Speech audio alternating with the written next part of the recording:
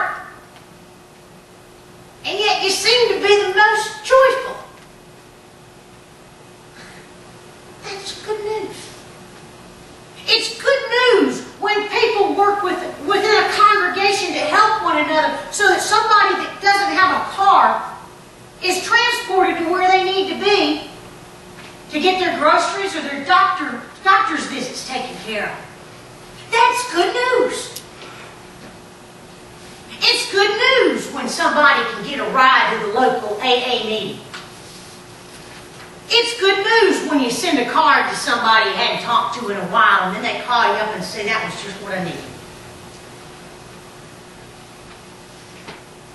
It's good news when somebody turns 80 years old and you have a big party and celebrate. And you don't even cook anything because somebody else cooked such good food, it just puts you to shame. Yeah. We got one particular hospitality gift mix over here in the McMillan family that is beyond good news. Amen. Amen. Wow. It's good news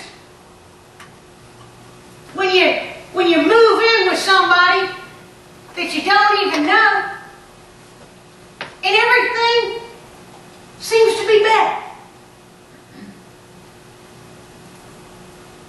When you're just following the Spirit and you can't predict things. It's good news when an estranged husband who struggles with mental illness is given a visit by a deputy encouraging that person in grace instead of just love. That's good news. See, folks, good news comes in all kinds of ways. But it requires us being vulnerable and sharing the dysfunctional junk of life. But yet we find in all of that incredible, incredible blessings and growth. What's our next slide? See, fertilized with dung. All that fertilizer and all that junk turns out to be blessing. And you can go by any field, and many cases I've learned to ride my motorcycle when I am exposed like that. I ride by some fields and it stinks. And I've never had to smell that when I was in my car. But yet, later, that field will be harvested. So it's amazing how much God uses this same metaphor and this agricultural language to teach us about really what it takes to be a disciple. What's our next one? Yeah. See, then this is what it said. It said you then have to weed regularly.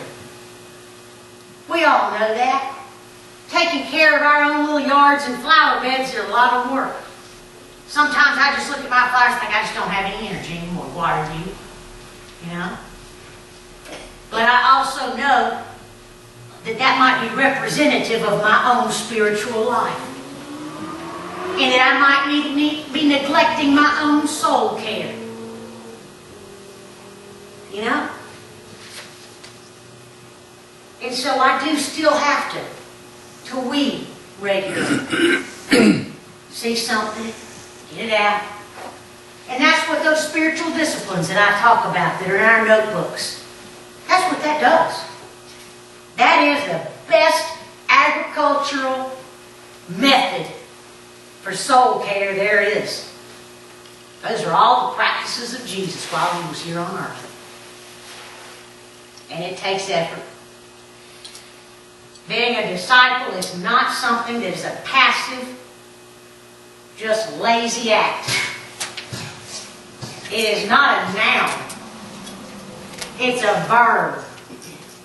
It calls for action. And that's hard. Sometimes we can get lazy. We don't want to do much. But if we want to really understand what it means to have harvest in our own souls, in our own churches and communities, this is what it takes. It takes getting in our lives, meshing us all together,